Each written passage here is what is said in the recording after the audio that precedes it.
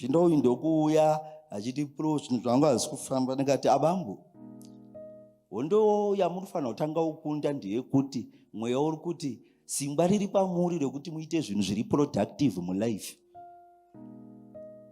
Zvinoda kuti musiye zvipande zvevakadzi. Otherwise mukasasiya zvipande zvevakadzi, mweya uri kutaura kuti pachava nezuva makavarairwa ramuchasangana nemurume wamunenge madanana nemukadzi wake mukadetsana, murume iyeye akakuurayai. Endi zvinhu izvi ndiri kunzwa zviri chifema mugotsi menyu, zvokuti mukaita mistake yekuti madzokera Jokonia movarairwa neinstruction yemweya, zvinokupinzai musango mukoma. Asi mukapasa exam iri munokunda miedzo. Ndakazoti ndakavarairwa ndiri kutenderera zvangu mumaraini eFacebook ndokudhumana nevhidhiyo achitsikwa. Tikati iwe uyu mufana uyu ndiyakauya kanhanikiri. Mufana uyu aita anoita zvokutraina vanhu kujima kuSouth Africa. Ndikatoti rege ndiwane kuti ndikatomboda kufundira Maikirisha kuti Maikirisha mfana uyu arikubva kuSouth, nhamba dzake muchinadzo ere, ndichida kutoedza kufona kuti ndinzwe zviri kuita sei. Ndikuzoenda kutarisa mucomment section ndikunzwa kunzi akabva atofa. Ndikatonoti Ladies and gentlemen, today ndina uncle wenyika, Uncle Saint. Ndoda kuti vambotipo hembe dzemabhero dzavanongopa vamwe muchitikanganwa. Kokuzoti dzemabhero zigwa ufanodaro. Hembe dzemu Edgars dzamunopa vamwe aiwa dzisataurawo ndedzekupi ngoti hembe. Anyway, the reason why I've brought Uncle Saint here is Uncle Saint has been bombarding me with a number of prophets, and this way vamwe true, vamwe fake. But today I brought him on video kuti nimbomuudza about what Prophet Michael Selo is doing these days. Did you know? Kungoti handisi big fan zvangu, but ndinomboona mamavideos avo vachinonga tsono vachibatsira vanhu chichi. Ndogona kumuisa kusaidi remaprofeti echokwadi. Vangonodonera kuchokwadi. Kuchokwadi, because ndine zvinhu zvakati zvandakamboonawo mavideos ake achiita. Same applies anonzi T-Fred. Gore rakapera ndakambouya nditi ina handinatsoona if he is a fake prophet.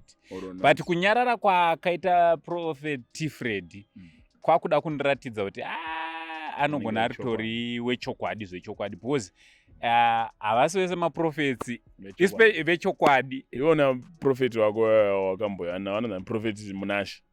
Ndizvo vano profeti ani? Munashi. Vandaiposta. Uchawaposta mazona nzvi. Havachabudisa. Aiwa, pana chaibuda paipai. And paipai pasina kana chaibuda kana one. But chaitika ndechoti ndine zvandanga ndatotendawo.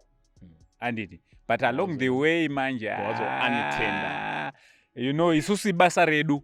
Inu kandona ndiri panzvimbo. Angatenda ba unitenda. Aiwa, sanda unitenda. But ndichiri kuda kunatsoona. Kuda ufa. So I'm not handidi kuti vanhu vaendeko vachiti takanzi naUncle Saint. Ini ndisati ndanatsodi wanyatsoona. Ladies and gentlemen, I want to show you a video now.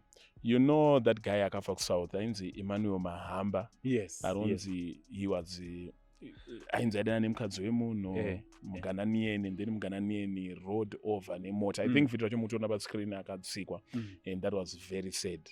Do you know kuti Prophet Michael Selo had actually met that guy prior? Vavatoita inonzi prophetic contract. Nezere prophetic contract. Aiwa. Alright, Prophet Michael Selo zvavari kuita. Vari kupaya vanoti prophetic contract. Yekuti iwe ukauya Saint obva kuti no, I want kuti in a year ndinge zvinhu zvangu zvaita. Obva kuti iwe ndakuona after gore ndiri kuona iwewe one TV station. Alright. Vanobva kuudza kuti January hatisi kusvika unenge wanawe TV station.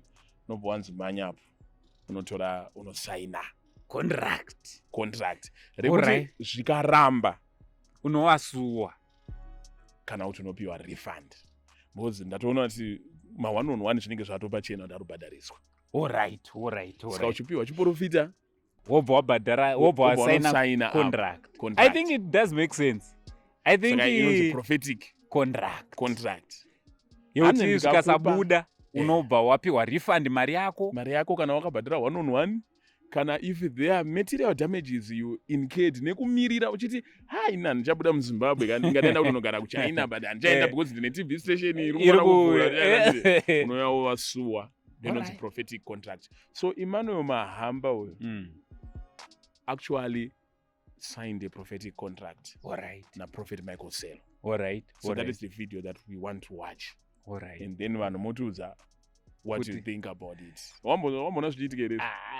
I think ndekekutanga not only in Zimbabwe kwese handisati ndangambonzwa prophet anotaura in fact anotongotaura zvekuti zvikasaita unodzoka. Vazhinji havatozobatike, right? Vazhinji havatozobatike kana zvatonyura watonyura. Because pautaura kuti Michael Selo unogona kumudonhedzera maprofita echokwadi. This is not a paid video. I know vanhu munema kuti zviga vanobhadhara naMichael Selo. But there is inini handitobhadharwe. Ini ndiri umwe wevanhu vaitoti is a fake prophet. But unozotanga kuona. Sezvandangotaura ndikati Prophet Tifred ndikatoona ndoda watengera drink. Because pane zvandakazoona zvinogona kuratidza kuti anogona ari wechokwadi, especially pakuti takatombotaura kuti is a fake prophet. Vamobva vamhanya nemapepa vachisuwa zigo. Isusu havana kuti suwa. It's a testimony. It's a testimony. Aiwa ndandimbomira yemapepa. Prophet Michael Selo andine. The reason why I'm commending him so much is pane chinonzi the spirit of prayer. Pamaprofita hopo handiri kuona vashoma vachiri vakamira pamunamato. Michael Selo ane anoita inonzi prayer marathon. Yohanenge kuti prayer marathon. Yekuti anosvika obaisa kamera apa obadedza vatendi vake palive obati we are going to have a marathon yekunamata. Obva wati kunamata kana 12 hours inenge ichikaunda so ichikaunda murume achinamata achinamata. Izvozvo maprofita akuita all sorts of things except prayer. Maprofita akuita zvemagigi, maprofita akuita zvebryout, maprofita akuita zvinhu zvakawanda. But this man akamira pamunamata. Aiwa tozotaura zvakawandisa. Let us watch the video. Ndine muchinda akauya nemumwe muchinda wake vachibva kuSouth Africa uko. Nditrainer anoita zvekutraina vanhu kugym ikoko kuSouth. Saka nekuda kwekuti akareba aine tuma 6 pack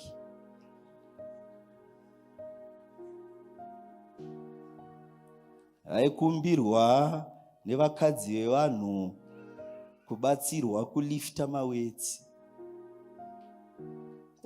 Simbi idzi dziri kurema, uyo ndijegero nekumashure ndiwane kuexercise. Zvino abambo vaibvawo imomu medu munomu vakapindawo Jokoni vakatanga ita zvokutraina. Zvino vakadzi vanenge vachimukumbira kuliftirwa maweitsi vanenge vari vakadzi vevarume vari kushanda vane tumatenda, saka vanenge vachitoendawo kujimu netumarenji rovha nemabhenzi. Muchinda uyu ndokuuya achiti pro zvinhu zvangu hazisi kufamba. Ndikati abambo, hondo yamunofanira kutanga ukunda ndeyekuti mweya uri kuti simba riri pamuri rekuti muite zvinhu zviri productive mulife. Zvinoda kuti musiye zvipande zvevakadzi. Otherwise mukasasiya zvipande zvevakadzi, mweya uri kutaura kuti pachava nezuva makavarayirwa ramuchasangana nemurume wamunenge madanana nemukadzi wake mukadetsana, murume iyeye akakuurayai. Endi zvinhu izvi ndiri kunzwa zviri chifema mugotsi menyu zvokuti mukaita mistake yekuti madzokera Jokoniya movarayirwa neinstruction yemweya zvinokupinzai musango mukoma. Asi mukapasa exam iri munokunda miedzo. Kujimu kwenyu ikoko pane murungu achauya. Murungu iyoyo anenge ari murume businessman. Ototangawo kumutraina womurungu iye wotoitawo madhezi otanga achiona kuti kuti ndiende kujima handisi kukwanisa, opota achitombokuinvhaitawo kuti unomutrenera ari kumba kwake zvake. Saka Murungu yeye nekumutrenawo Mwari vanga vachaita kuti angokufarira so kunge mwana wake nokuti anenge ari wechikuru, otokubvunza kuti mfana you are very good young man, une chido chekuitei iwo muupenyu iwewe. Otomutaura kuti no mudhara ndachifunga so ototi it's fine mfana, chindicalculatera capital yauri kuda kuti urove nanikire project yako iyi. Saka ndiri kuona muspiriti mukoma maenda makalkuleta madzoka mumutaura kuti no pachokwadi chaivo ndikawana ukati 20,000 US haiwa ndingadi urwadziwa, ndiri zvinhu zvangu zvinofamba. Ndiri kuona mukoma ataura kuti no it's fine mfana, chirega ndikupeiri 67,000. Akatopfugama kuti bro maita basa zvikaitika zveshuwa aiwa magetsi, ndobva ndaziva kuti denga kuna Mwari. Ndikati aiwa mira kufugama, tanga wasaina apa kuti uchanokunda zvipande zvevakadzi, nokuti iyi mirako iyi kai uchazosangana nayo muguva ukasanokunda. Ndikanzi ndinosaina pro Neoman, musatambe ka pro akomana, ndakwira bhazi nini nanikire Jogonia inini kuya pana ndipei ndisaine. Iyo vasaina kakaka ndasaina pro zodzai nditi ndifambe kuchiri kwakachena.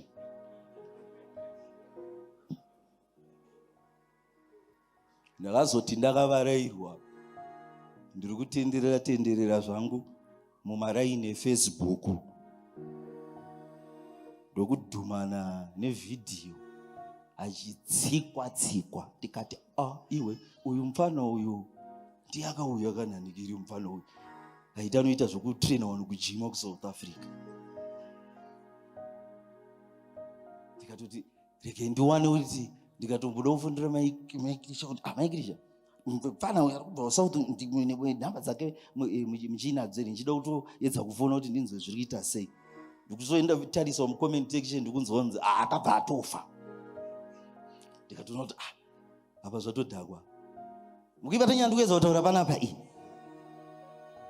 Saka munyika yemweya kana muri kurarama muri panyika panapa, dzidzai kuziva zvinodiwa kuti usvike pauri kuda kusvika, nokuti ukasazviziva Satani anokuisira system yokuti unopotsana neuchenjeri hwokunzwisisa yambiro yaMwari.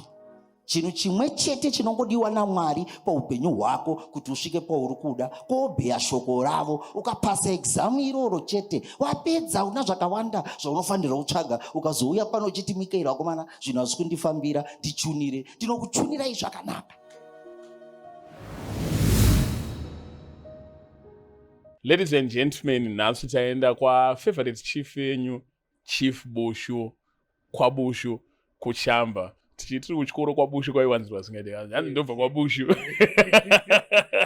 Saka tamboya seLogos mubhaibheri makanyorwa madzimambo, saka isu toda kurespectawo madzimambo. Tomboya tombovaitira akatsvibidi keseti ripanamba 3.2 kVA solar system yava tavaisira in one of his places dziri kwaBushu kunongo. Saka Chief muri sei?